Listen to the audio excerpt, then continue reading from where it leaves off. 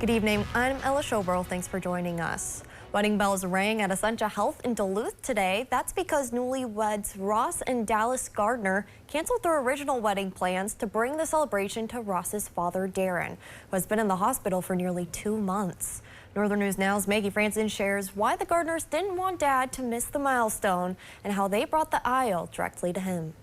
The Garners' wedding was set for Saturday, but looked a little different than what they had planned. For her to change everything around and make it work, and just everyone allowing us to do this is huge. And the newlyweds say that after Darren's accident, they did not hesitate to pivot from a venue to a hospital room, ensuring the ones they loved the most were by their side as they said "I do." yeah, I mean, I guess right after the whole situation happened, it wasn't even we didn't even kind of go back and forth about it. It was just we're changing it. Working around Darren. Darren has been in the hospital since early July after a severe ATV accident had left him paralyzed. Now he is actively leaning into his recovery and is able to breathe on his own. Amid the tragedy of his accident, he says that having his son and new daughter-in-law there means everything. I mean, I can't tell you how much it makes you feel so good when you're struggling mentally.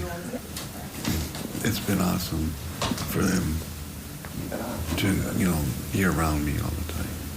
Following the bedside ceremony, family and friends surprised the couple outside of the hospital. Dressed in their wedding attire and armed with confetti poppers, they celebrated the big day and the even bigger decision to pivot. The couple says that the outpouring of love has been overwhelming. So grateful for our family. Our family knows everything. Everyone has just been phenomenal.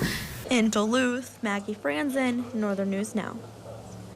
Thank you, Maggie. And the celebration for the Garners didn't end at the hospital. The couple still has plans on hosting a reception with their loved ones at their family home tonight, and their original venue has already generously offered to host them next year, suggesting that the couple return to celebrate their first anniversary with a full vow renewal.